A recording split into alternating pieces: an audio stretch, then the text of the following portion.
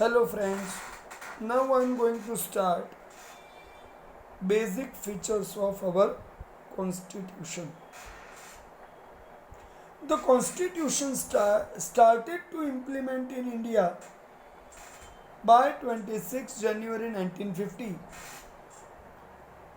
It is considered as largest, extensive and detailed written document.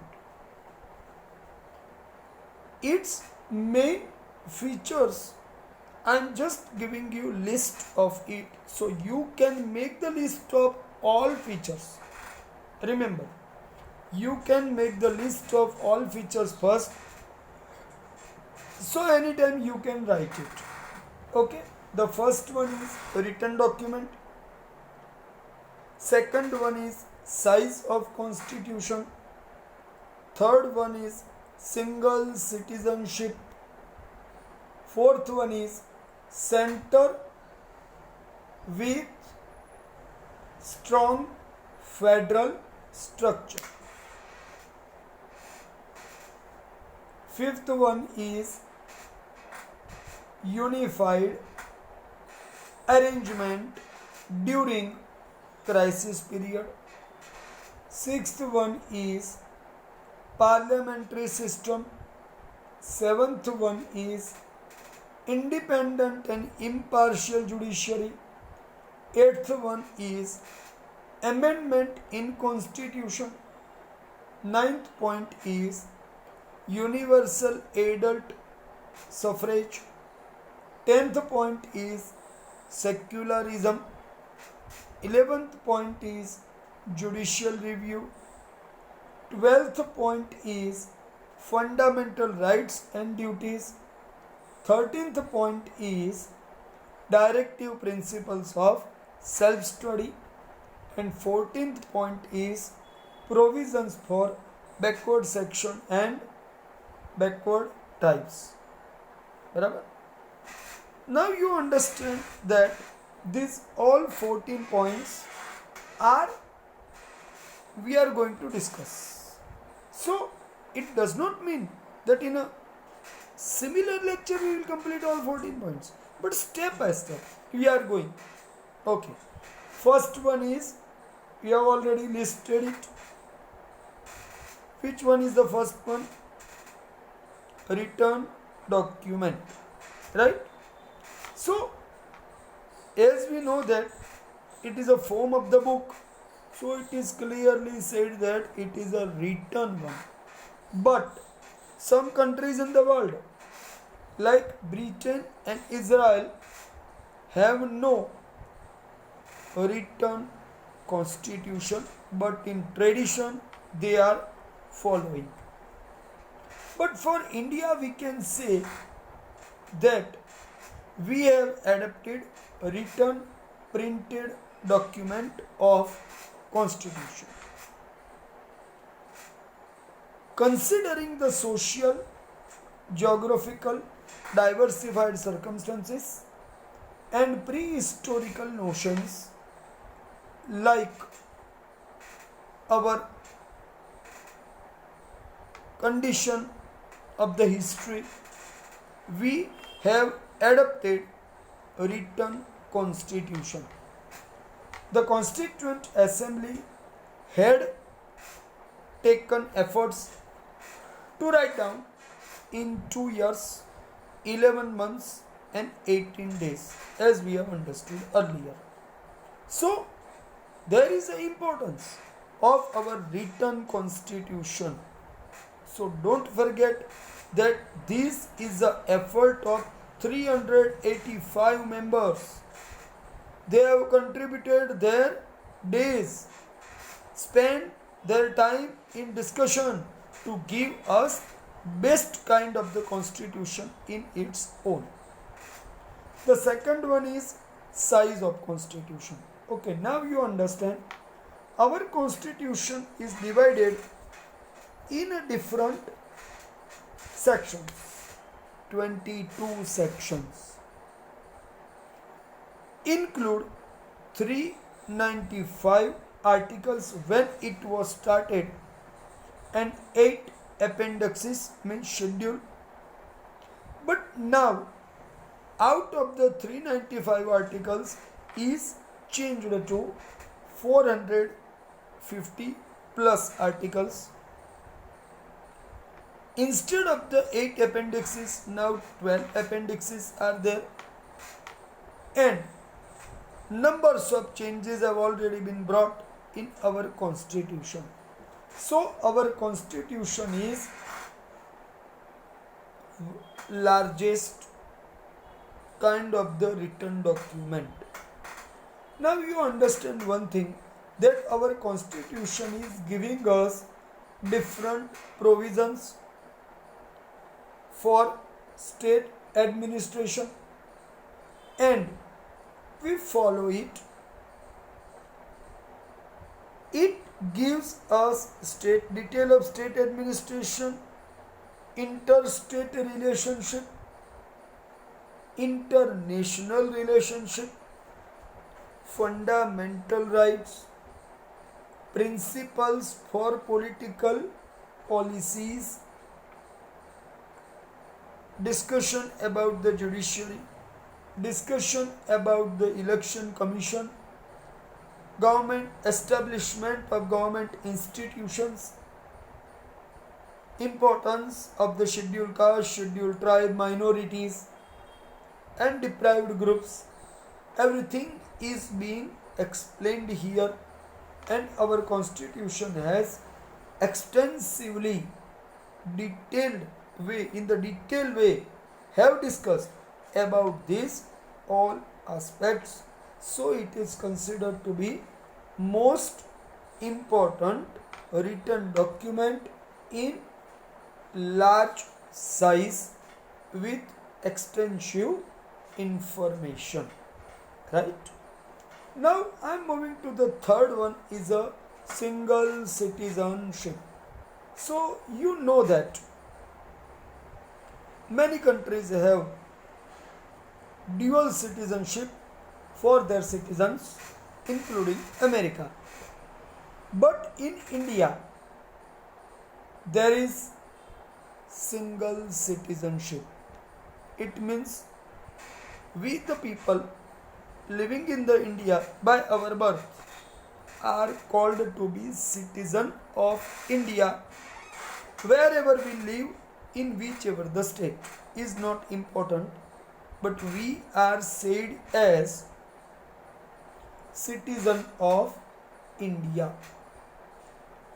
Only single Indian citizenship we have, without looking to our religion, our caste, class, creed, race, age, gender, education.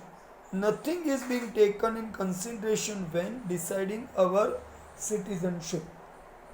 Only one citizenship, that is Indian citizenship, is being given to us. Okay. Citizens of Jammu and Kashmir state have dual citizenship as its special status. So, understand one thing, out of 29 states, only one state has dual citizenship. This question may come in one line. But remaining states in all over India have similar way of administration, means single citizenship, right? So all people living in any part of India is considered as citizen of India forever, right? Now I am going to discuss about strong federal structure with relation with center. See, India is considered as union of states. We all know this. There is reference in constitution as federal state. Union state means a group of states by each others agreeing with each other. The group of the states have been established, so it is called union of states. Here the word is given union means united, a perfect and permanent bonding with the center is found here. So the component states and its union is not different from each other, but all are connected to each other. Remember this. In that way, India is considered as union of states, and no state has right to be divided from it. It does. It means very clearly, if you want to join to the state, you can. But by today you join and after some time you feel that I want to be divided, then it is not possible. So India is a union of state and its structure is called federal government. Now in Indian Federation there are mainly two sets of governments. The first set is union government and second set is state government. So to respective to this, every government have their power to make the law. So which laws are made by only central government and implemented in all over India, such laws list is called union list. Second one is state list. Now you understand. Union list has 97 subjects. In a state list there are 66 subjects, and all the subjects of the state list only respective state governments have power to frame the law for their respective states only. I repeat, for their respective states only, not out of it. So their limitation to implement the law is only up to their state, a region.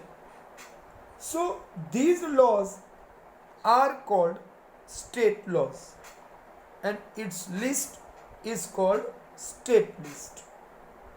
The third list is concurrent list. Means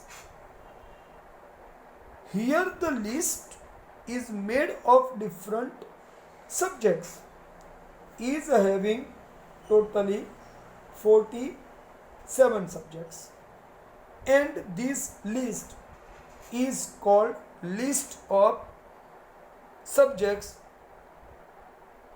in concurrent list. Now the question may come, who will frame the law from subjects of concurrent list? So here both governments have equal powers, state government and central government. But if in the same subject both governments have implemented law, have framed law, in that situation law framed by state government will be repealed, cancelled, repealed or cancelled, and only law implemented by central government will exist and will be implemented in that state. It means in case of both governments are framing the laws, the central government's power are more in case of concurrent list subject. Right? Now you understand one thing. When the constitution was framed, it was period of 1950 maximum. Actually it was completely passed in 1949 and implemented in 1950. But maximum up to 1950 I could say. But in case, listen carefully, in case the laws may needed in future to frame, which are not listed in the three. In union list total 97 subject, in state list total 66 subjects, and in concurrent list only 47 subjects. But if in case in future new subject may arise to frame the law, then what will happen? In that situation, our constitutional makers have made deep thinking and made one provision that whichever the future new subjects may arise, only central government will have power to frame the law in that respective future subjects, and today is not included. I am saying in term of 1949. So all those future subjects may included in residuary powers. So there is no list at all. But if in future, as like the cyber laws, today we see the problem of the internet and so many other problems are coming out. So what do you think so?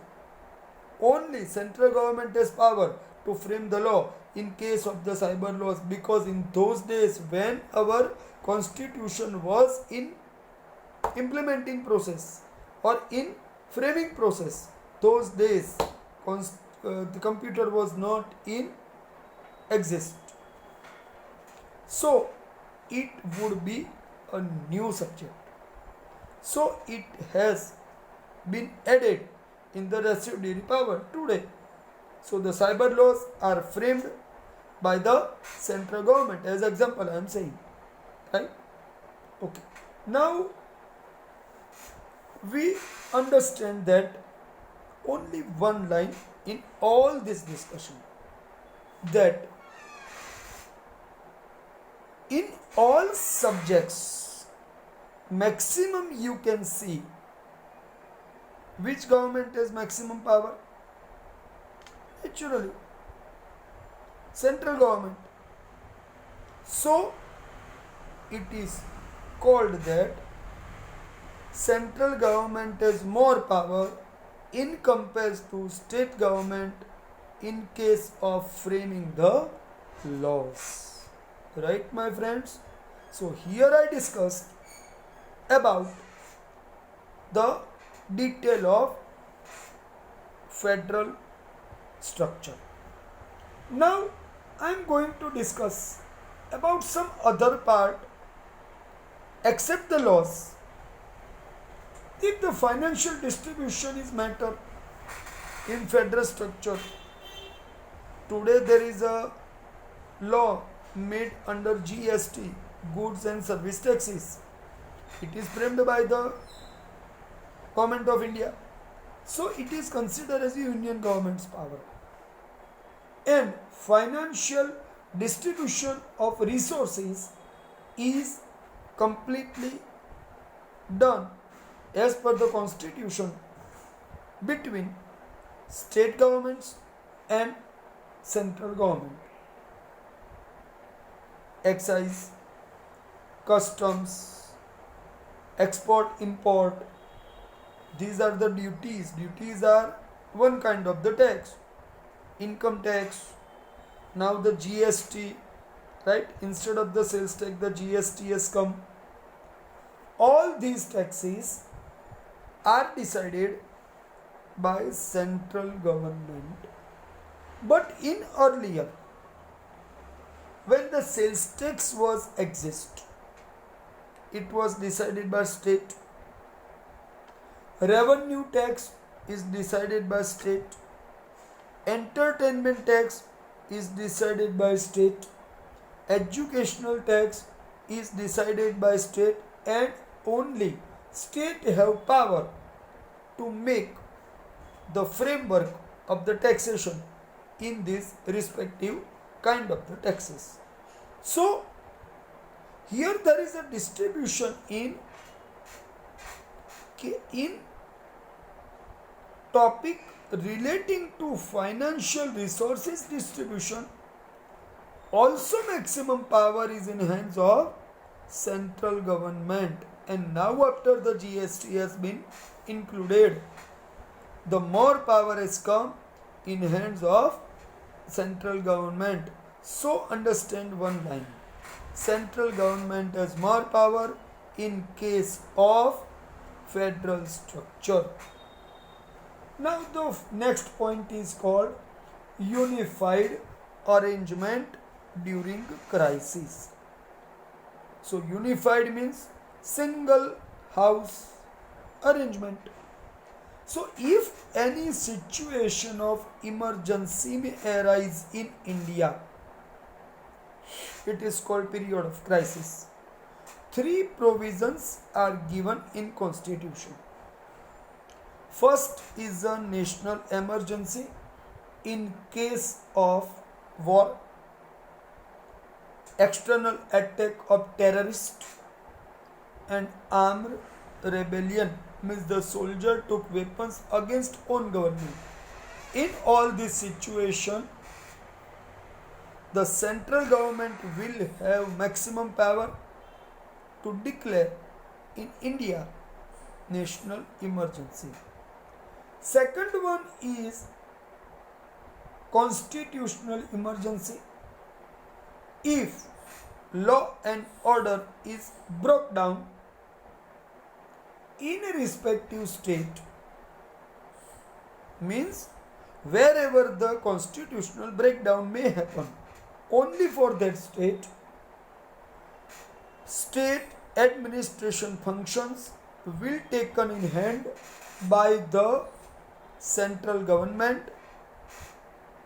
and all decisions are remain in that situation in hands of central government instead of state government. It is called constitutional emergency for respective state. The third one is monetary crisis. If in any state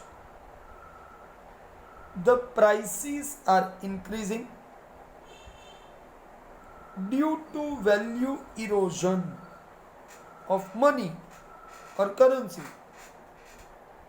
and states are unable to do their financial payments, in that situation the central government has power to declare financial crisis or emergency.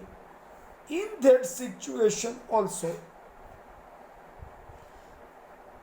the decisions relating to the finance will be in hands of only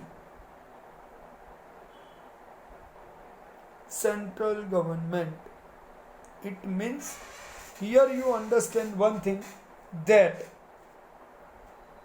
in India mostly all decisions are taken by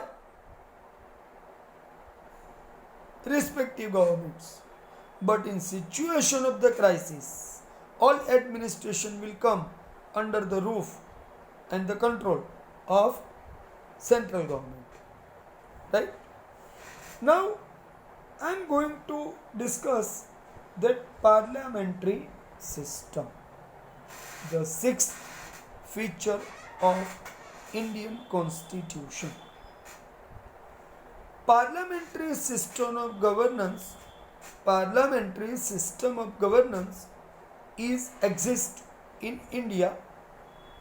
In that situation, parliament is supreme authority which represent people. So, legislature at the union level is a parliament, and it is divided in two houses as per the constitution. So it is called bicameral house, the upper house and the lower house in parliament. Upper house is called Rajya Sabha and lower house is called Lok Sabha. Now you understand one thing. The government in India is carried out the work in name of president at the union level. He is also integral part of our parliament, right? At the state level, governor is having power to sign the laws, to make the orders, declare the orders. Equal importance like president for the nation, governor has in state administration. But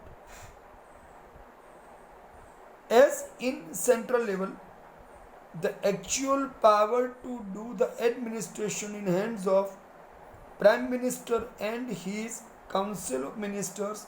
In state level, the same power is with Chief Minister and his Council of Ministers. At the state level legislature, there are two houses. At some states, but usually one house, it is called Vidhan Sabha or State Legislative Assembly. But in some states, there is Vidhan Sabha. With Vidhan Sabha, Vidhan Parishad is also established. In that state, Vidhan Parishad or the Legislative Council is the upper house in state legislature, and Vidhan Sabha or the Legislative Council is the lower house in state legislature. Is that clear? Now you understand one thing, that in India, this is the system in which we are deciding our leaders to sit in the Lok Sabha, Rajya Sabha, Vidhan Sabha and Vidhan Parishad. But in Rajya Sabha, total 250 members. Out of these 250 members, 12 members are nominated by the President on the advice of the Prime Minister and his Council of Ministers. Remaining 238 members are being elected by state legislative assemblies. In Parliament, the lower house is Lok Sabha and all 543 members are being elected by people of India directly. So, remember one thing, that our Parliament is a house of representatives of people. In Lok Sabha, the term is of 5 years, and in Rajya Sabha, the term is of 6 years. But only 1/3 member after every 6 years in Rajya Sabha will be retired, and the same members will come in sequence. So remember that the power of people ultimately is vested in Lok Sabha, because we are directly electing our members. sitting in the Lok Sabha, and our elected members in state legislative assembly are electing our representatives in the Rajya Sabha. So maximum power are in hands of Lok Sabha in compared to Rajya Sabha. Right, my friends? So here I discussed about functions of parliamentary system. Right? Okay, my friends.